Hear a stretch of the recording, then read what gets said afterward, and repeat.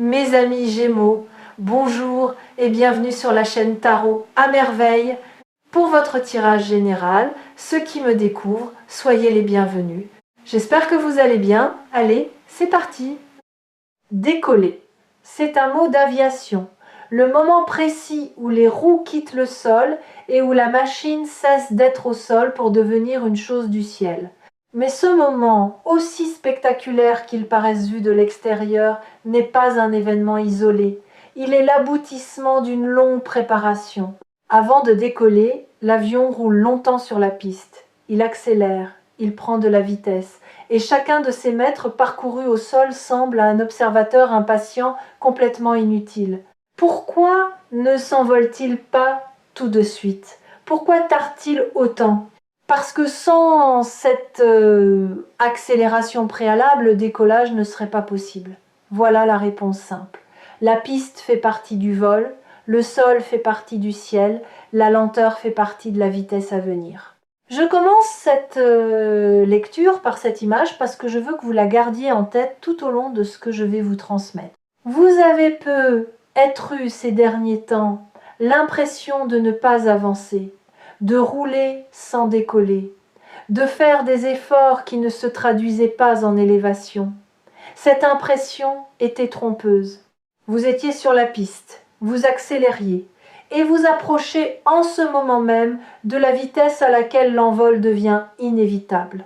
Quelque chose de très précis est en train de se mettre en place dans votre vie, pas de manière théâtrale, plutôt comme un alignement silencieux de plusieurs forces qui séparément n'auraient rien produit, mais qui ensemble, au moment où elles se rejoignent, créent une poussée nouvelle. Cette convergence est ce qui rend la période actuelle si particulière.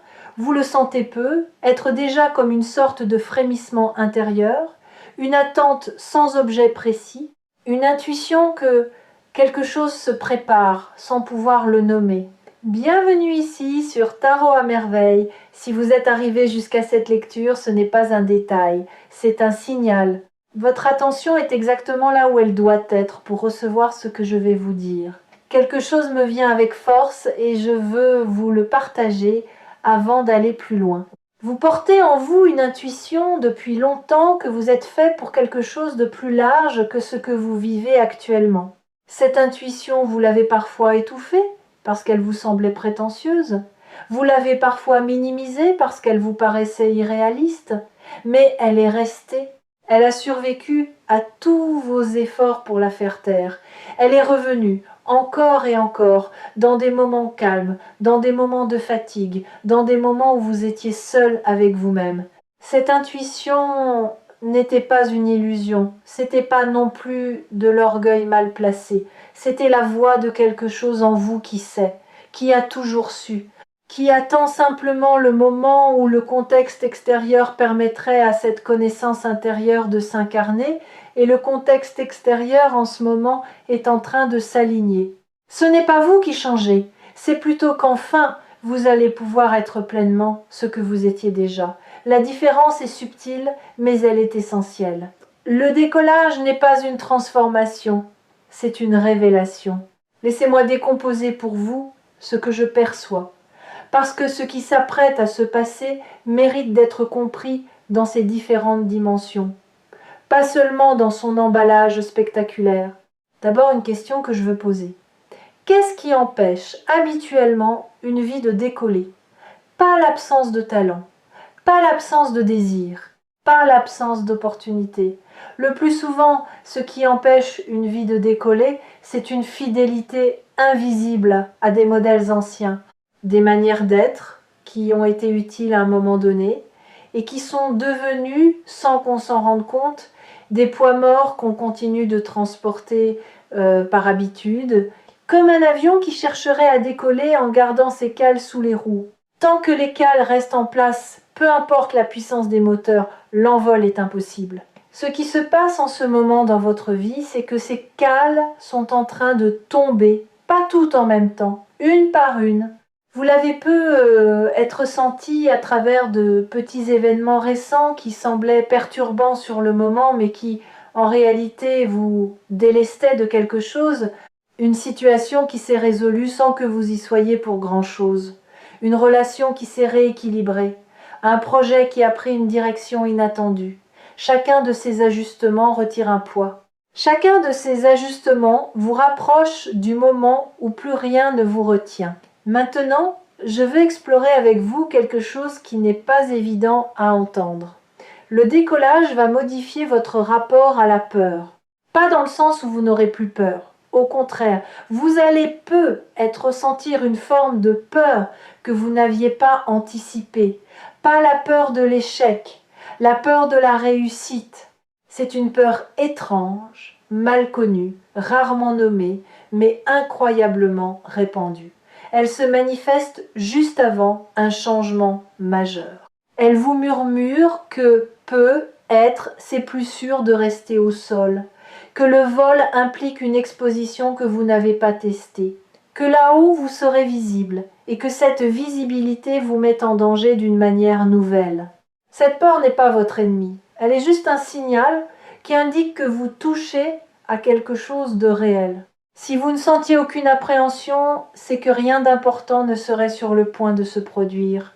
Acceptez cette peur, reconnaissez-la et avancez tout de même. Parce que la vie qui se prépare pour vous est plus large que la vie que vous quittez.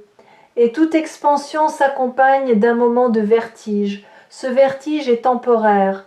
La nouvelle amplitude, elle, est durable. Il y a aussi quelque chose à dire sur la visibilité.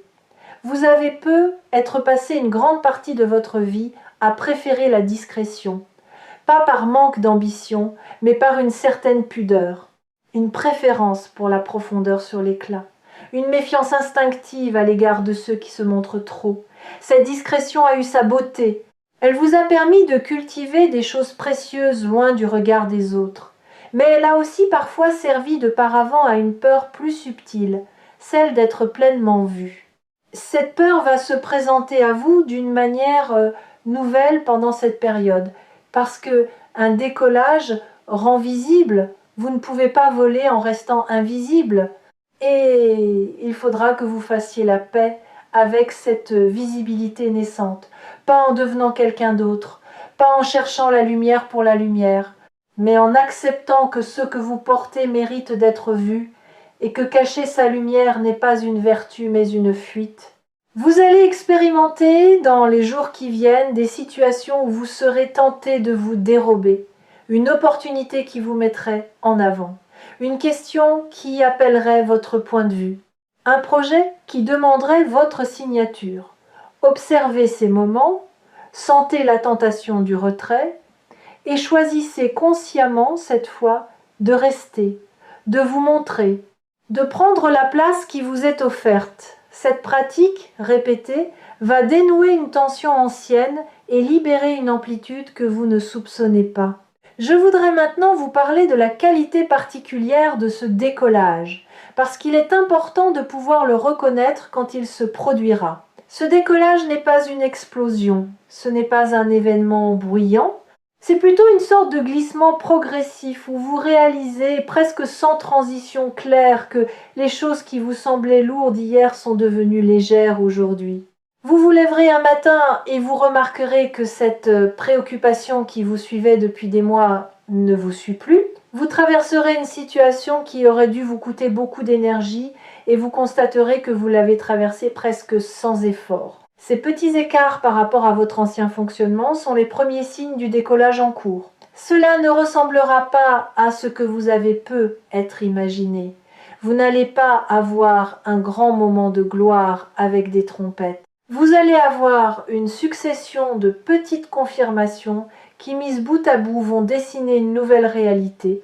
Et un jour peut être à mi-chemin d'un trajet ordinaire où, pendant que vous ferez quelque chose de simple, vous vous direz « Tiens, ma vie ne ressemble plus à ce qu'elle était ».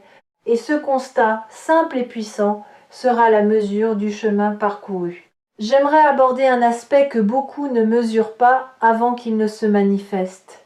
Le décollage modifie la façon dont les autres vous perçoivent. Pas parce que vous changez ce que vous montrez, parce que votre fréquence change et que les gens captent cette fréquence avant même de pouvoir l'analyser. Vous allez remarquer que certaines personnes vous adressent la parole différemment, avec un peu plus d'attention, un peu plus de respect spontané. Vous ne saurez pas toujours pourquoi. Vous penserez peu être que c'est un hasard, mais ce n'est pas un hasard. C'est simplement que votre énergie a changé de qualité et que cette nouvelle qualité appelle une autre manière d'être en relation avec vous. Les humains sentent ces choses, même quand ils ne savent pas les nommer. À l'inverse, certaines personnes vont s'éloigner, pas de manière agressive, plutôt comme un éloignement naturel, presque incompréhensible.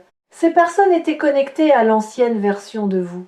Quand vous changez de fréquence, le lien qui les retenait se distend. Ce n'est pas un drame. Ce n'est pas non plus un échec relationnel. C'est juste la physique invisible des affinités qui se réorganisent. Laissez ces éloignements se faire sans culpabilité. Ce qui doit rester restera. Ce qui doit partir partira pour libérer de la place, pour de nouvelles connexions plus alignées avec qui vous devenez. Je voudrais maintenant aborder une dimension intérieure de ce décollage. C'est la transformation de votre rapport au temps. Avant le décollage, le temps semble lent, lourd. On a l'impression d'attendre que quelque chose se passe, que quelque chose change, que quelque chose vienne. Cette attente fatigue, elle vide. Elle finit par teinter d'amertume même les bons moments, parce qu'on ne les vit pas pleinement, on les évalue à la lumière de ce qui n'arrive pas encore. Pendant le décollage, ce rapport au temps se transforme. Vous allez commencer à habiter le présent différemment, sans cette tension d'attente, sans ce sentiment d'être à côté de votre propre vie en train de regarder le futur arriver. Vous serez là, vraiment là, dans ce moment, avec cette personne, dans cette tâche. Et le temps ne sera plus un ennemi à supporter, mais un compagnon à habiter. Cette transformation, plus que tout autre, est le signe que vous avez quitté le sol. Quand on est en l'air, on ne compte plus les minutes. On regarde par le hublot, on respire différemment. Le temps se déploie d'une autre manière, plus vaste, plus respiré. Ce changement de rapport au temps a aussi un effet sur la mémoire. Vous allez vous souvenir de choses oubliées, pas forcément des grands événements, plutôt de petits moments qui vous reviendront avec une étrange précision. L'odeur d'un endroit, la lumière d'un certain après-midi, une phrase prononcée par quelqu'un. Ces souvenirs ne reviennent pas par hasard. Ils reviennent parce qu'ils contiennent une information dont vous avez besoin pour cette nouvelle phase. Une information que votre conscience d'aujourd'hui peut enfin recevoir alors qu'elle ne pouvait pas la traiter à l'époque. Accueillez ces remontées de mémoire sans les analyser de force. Laissez-les vous dire ce qu'elles ont à dire. Parfois c'est une émotion enfouie qui demande à être enfin ressentie. Parfois c'est une qualité que vous aviez à un moment de votre vie et que vous avez oubliée. Parfois c'est simplement la confirmation que vous êtes le même être, en continuité malgré tous les changements. Cette continuité intérieure, plus que toute autre chose, est ce qui rend possible un envol durable. On ne décolle pas en se reniant, on décolle en s'intégrant. Sur Tarot à merveille, je rappelle souvent une chose qui surprend les gens, le décollage n'est pas une récompense pour ceux qui ont assez attendu. C'est une conséquence naturelle pour ceux qui ont assez transformé. La différence est immense, l'attente passive ne fait pas décoller, le travail intérieur, lui, prépare la piste. Et vous, sans toujours en être pleinement conscient, vous avez fait ce travail, vous avez questionné ce qui ne fonctionnait pas, vous avez lâché des choses qui ne vous nourrissaient plus. Vous avez pu être pleuré, douté, avancé en zigzag, mais vous avez avancé. Et c'est cette accumulation invisible qui produit maintenant son effet visible. Je voudrais introduire une nuance importante. Le mot décoller peut faire penser à une accélération, à de la vitesse. Mais en réalité, ce qui caractérise un avion en vol, c'est pas tellement sa vitesse, c'est sa stabilité. À haute altitude, dans de bonnes conditions, un avion ne donne presque pas l'impression de bouger.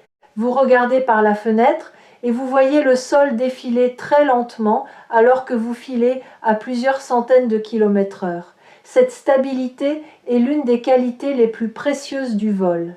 Votre vie qui décolle ressemblera à cela. Vous n'aurez pas l'impression de vivre dans la frénésie. Vous aurez plutôt l'impression d'avoir trouvé une forme de calme intérieur que vous cherchiez depuis longtemps sans savoir le nommer. Les choses se feront mais sans agitation. Les opportunités viendront mais sans précipitation forcée. Cette stabilité tranquille est le signe que vous êtes en l'air. C'est seulement quand on tente de décoller de manière forcée par la volonté seule qu'il y a turbulence. Quand le décollage se fait dans son temps juste, il y a fluidité. Cette fluidité va aussi se traduire dans votre créativité. Vous allez avoir des idées qui viennent plus facilement qu'avant, des solutions qui apparaissent presque toutes seules à des problèmes que vous tourniez et retourniez sans aboutir, des inspirations qui vous traversent sans que vous ayez à les chercher. C'est un effet bien connu de l'alignement intérieur. La créativité cesse d'être un effort et redevient ce qu'elle est essentiellement, une expression naturelle de l'âme qui se sent libre. Notez ces idées quand elles arrivent, pas pour les juger immédiatement, pas pour décider tout de suite si elles sont bonnes ou mauvaises, juste pour les saisir. Les inspirations sont parfois timides. Si on ne les accueille pas dès le premier passage, elles se retirent et ne reviennent pas toujours. Ayez un carnet ou un coin de votre téléphone où vous pouvez attraper ces idées au vol. Vous y reviendrez plus tard, et certaines, qui paraissaient anodines au moment où elles sont passées, se révéleront porter quelque chose d'important. Permettez-moi maintenant de vous parler d'une dimension plus pratique. Que faire pendant cette période ? Pas grand-chose, en réalité. Et c'est ce qui peut surprendre. Beaucoup de personnes, sentant que quelque chose se prépare, se mettent à multiplier les actions pour accélérer le mouvement. C'est une erreur fréquente. À ce stade du processus, votre travail principal n'est pas d'agir davantage, il est de ne plus interférer, de faire confiance au mouvement qui s'est lancé sans vous, de laisser la piste se dérouler sans tirer sur le manche prématurément. Cela ne veut pas dire être passif, cela veut dire être présent sans être interventionniste. Continuez à faire vos choses ordinaires, allez à votre travail, prenez soin de vos relations, honorez vos engagements.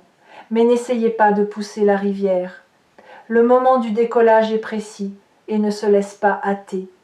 Il sait quand il doit arriver. Votre seul rôle est de ne pas le compromettre par excès de zèle. Une autre invitation, observez sans juger. Pendant cette période, beaucoup de choses vont vous traverser émotionnellement, des moments de joie sans cause apparente, des moments de tristesse résiduelle qui semblent venir de loin, des bouffées d'enthousiasme, des pauses contemplatives. Tout cela fait partie de la libération en cours. Si vous essayez de figer une de ces émotions ou d'en chasser une autre, vous freinez le processus. Laissez-les passer. Saluez-les comme on salue les nuages qui défilent dans un ciel d'été. Aucune ne mérite qu'on s'y accroche, aucune ne doit être combattue. Elles sont des passagères et leur passage est précisément ce qui vous allège. Je veux maintenant vous parler d'une chose dont peu de lectures spirituelles parlent franchement. C'est l'humilité particulière qui accompagne un vrai décollage. Quand votre vie décolle, vous pourriez croire que cela vous donne le droit d'être plus sûr, plus affirmé, plus catégorique. C'est l'inverse qui se produit chez les personnes qui décollent vraiment. Elles deviennent plus humbles, pas humbles au sens d'effacer, humbles au sens de profondément conscientes que ce qui leur arrive n'est pas seulement le fruit de leur volonté. Elles voient la part de grâce, elles voient les soutiens invisibles, elles voient les hasards qui n'en étaient pas, et cette conscience les rend plus douces, plus disponibles, plus reconnaissantes.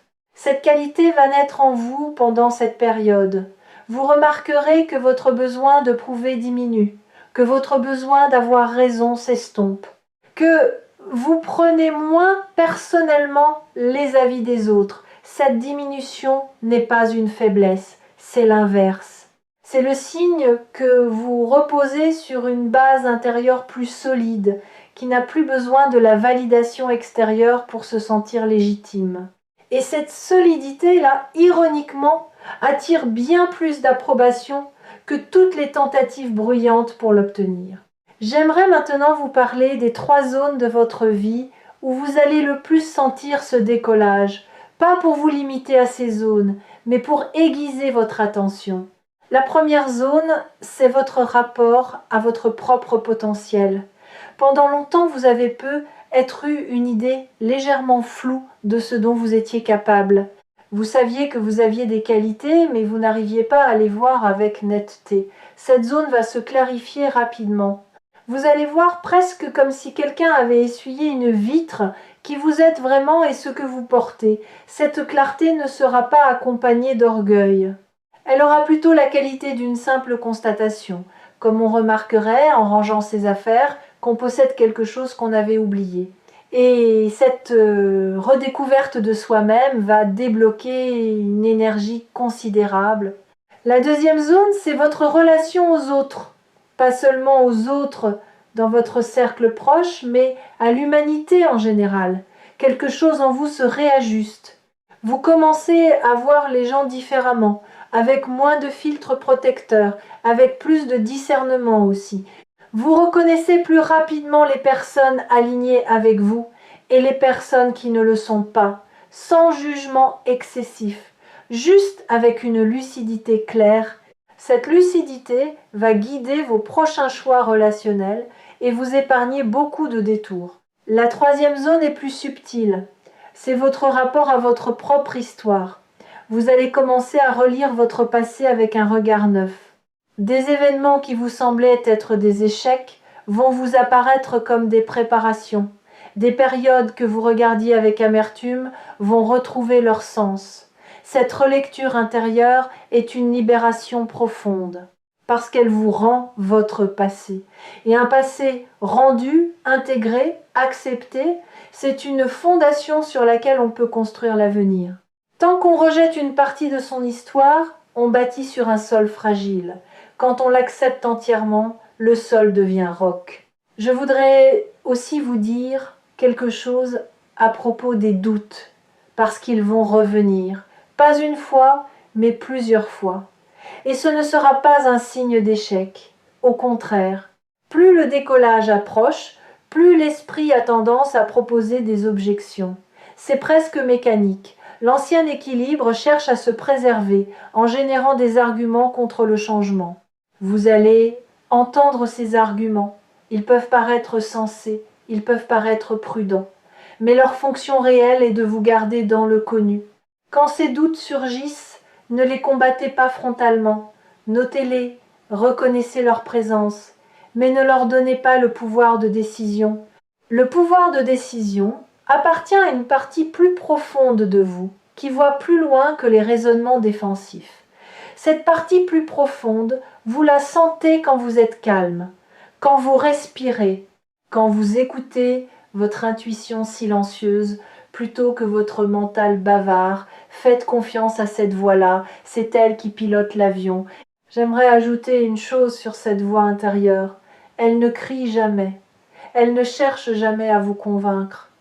Si quelque chose en vous insiste avec véhémence, ce n'est pas elle. C'est probablement une autre voix, plus émotionnelle, plus réactive, qui se fait passer pour elle. La voix profonde, elle, vous parle dans des phrases courtes, simples, presque banales. C'est par là. Va, pas maintenant. Oui, elle ne s'explique pas, elle constate.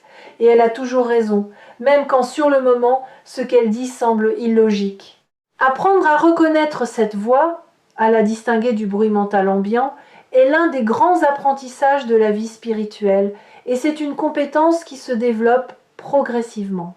Plus vous lui faites confiance, plus elle parle clairement, plus vous l'ignorez, plus elle se retire. Pendant cette période d'envol, elle va se manifester avec une netteté nouvelle. Saisissez cette occasion, établissez avec elle un dialogue plus régulier. Demandez-lui votre chemin quand vous êtes incertain, et osez la suivre, même quand sa réponse vous surprend. Je voudrais introduire une métaphore supplémentaire qui peut vous être utile. Pensez à une graine. Pendant la phase souterraine, la graine ne ressemble à rien. Elle est sombre, immobile, enterrée. Si vous la sortiez de terre pour vérifier qu'elle pousse bien, vous interromperiez son processus. La graine a besoin de l'obscurité pour se transformer. Elle a besoin de cette phase de non-visibilité pour préparer la sortie spectaculaire qui suivra. Vous avez être traversé une période enterrée ces derniers temps. Une période où vous aviez l'impression de ne rien produire de visible. Ne vous trompez pas sur cette phase. Elle n'était pas stérile. Elle était la phase souterraine de quelque chose qui se prépare à sortir. Et maintenant, la pousse approche de la surface. Bientôt, elle va percer et ce qui paraissait être une absence va se révéler avoir été la genèse même de ce qui arrive. Une chose que je voudrais souligner avec insistance, le décollage que vous vivez n'est pas ponctuel. Ce n'est pas un événement unique après lequel tout serait acquis. C'est plutôt l'entrée dans une nouvelle phase qui va se déployer dans la durée. Vous allez d'abord franchir le seuil, puis vous allez vous installer dans ce nouvel espace, puis vous allez y construire. Chaque étape a son rythme propre. Ne vous attendez pas à ce que tout se passe en une fois. C'est un processus, pas un coup d'éclat. Et c'est précisément ce qui en fait sa solidité. J'aimerais aborder un dernier point avant de conclure. C'est l'importance de ne pas vouloir comprendre tout de suite. Pendant cette période, certaines choses qui se passeront ne vous seront pas immédiatement compréhensibles. Vous prendrez une décision sans pouvoir totalement la justifier. Vous vous sentirez attiré par quelque chose sans savoir pourquoi. Vous repousserez quelque chose d'autre sans avoir d'argument rationnel. Tout cela est normal. C'est même le signe que vous êtes en contact avec une intelligence plus large que votre seule raison. Acceptez de naviguer dans une certaine mystère, pas par paresse, pas par fuite, par confiance, par la reconnaissance du fait que toutes les bonnes choses ne se laissent pas immédiatement expliquer, que parfois on suit un mouvement parce qu'il est juste et que la justification viendra plus tard quand le déploiement aura permis de voir l'ensemble. Cette acceptation est une forme de maturité spirituelle. C'est aussi une condition pour que les choses puissent se déployer dans leur plénitude. Quelque chose me vient aussi sur la question de l'énergie pendant cette transition. Vous allez peu ressentir des fluctuations énergétiques inhabituelles. Des journées où vous serez porté par une vitalité presque enfantine, sans cause précise. Des journées plus contemplatives, où vous aurez besoin de vous retirer, de ne rien produire, de simplement être. Ne luttez ni contre les premières, ni contre les secondes. Toutes ces fluctuations font partie du même mouvement intérieur. Pendant les journées de haute vitalité, ne surengagez pas, ne prenez pas trop d'engagement. Ce serait tentant, parce que vous vous sentez capable de tout. Mais cette énergie est précieuse et elle peut être mieux utilisée si vous la canalisez plutôt que la dispersez. Choisissez une chose, une seule, qui vous tient particulièrement à cœur et donnez-lui votre énergie pleine. Vous serez surpris de la qualité du résultat. Pendant les journées plus calmes, accordez-vous le repos. Vraiment, sans culpabilité, sans cette petite voix qui vous reproche de ne pas être productif. Le repos n'est pas une absence d'action. C'est une action différente, plus subtile, qui se fait à un niveau que les yeux ne voient pas. Pendant que vous semblez ne rien faire, votre système intérieur continue le travail. Il intègre, il digère, il prépare. Faites-lui confiance et profitez de ses respirations comme on profiterait d'un cadeau. Sur Tarot à merveille, j'ai vu beaucoup de personnes manquer de très belles ouvertures simplement parce qu'elles voulaient comprendre avant d'avancer. Et l'univers, qui ne peut pas toujours expliquer en avance ce qu'il prépare, se voit obligé de retirer son offre. Ne soyez pas de ces personnes. Quand quelque chose vous appelle et que vous sentez en vous une forme de paix accompagnant cet appel, dites oui. Vous comprendrez pourquoi vous avez dit oui un peu plus tard. Le moment de l'élan n'est pas celui de l'analyse. Voilà ce que j'avais à vous transmettre aujourd'hui. Votre vie est en train de quitter le sol. Pas dans un bruit fracassant, mais dans une qualité d'allègement progressive qui vous étonne autant qu'elle vous porte.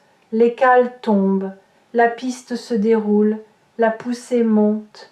Et bientôt, sans même que vous puissiez désigner précisément le moment, vous serez en l'air. Rappelez-vous ces quelque chose. N'essayez pas de précipiter ce qui est en train de se faire. Laissez les éloignements se faire sans culpabilité. Recevez les rapprochements avec gratitude. Ne soyez pas surpris par les moments de peur.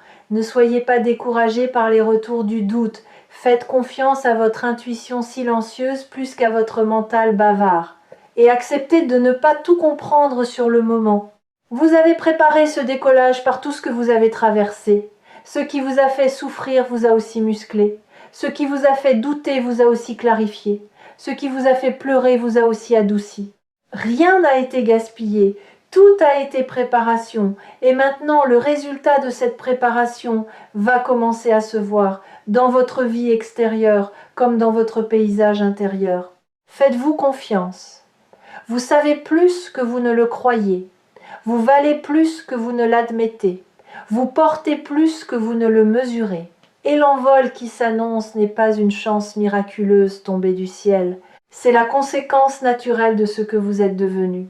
Recevez cet envol comme on reçoit ce qui nous appartient déjà, sans excès d'humilité, sans excès d'orgueil, avec la simplicité de quelqu'un qui rentre chez lui. Et puisque je parle de rentrer chez soi, je voudrais vous laisser sur cette image avant de conclure. Ce qui vous arrive ne vous emmène pas vers un ailleurs étranger. Cela vous ramène à un endroit que vous connaissez en profondeur, même si vous ne l'aviez pas encore visité dans cette vie. C'est un retour autant qu'un départ. Un retour à votre amplitude juste, à votre place naturelle, à la version de vous-même qui n'avait jamais cessé d'exister mais qui attendait simplement les conditions pour se manifester pleinement. Quand l'envol se sera installé, vous aurez être cette sensation étrange de ne pas vraiment vous reconnaître et de vous reconnaître pour la première fois en même temps. Les deux sensations cohabiteront sans contradiction parce que vous serez à la fois quelqu'un de nouveau et quelqu'un qui revient. C'est l'une des plus belles expériences qu'une vie puisse offrir. Et c'est exactement ce qui s'apprête à se produire pour vous. Faites confiance, le ciel vous attend, il vous a toujours attendu, et ce qui s'apprête à se déployer dans votre vie ne fait pas partie d'un miracle réservé à quelques privilégiés. C'est simplement le résultat naturel d'un long processus intérieur que vous avez mené avec courage, souvent sans en mesurer la portée. Reconnaissez-vous cette honnêteté, vous n'êtes pas chanceux, vous êtes prêt. Et la différence entre les deux est immense, parce que la chance s'épuise alors que la préparation, elle, s'incarne durablement. À très bientôt dans le ciel.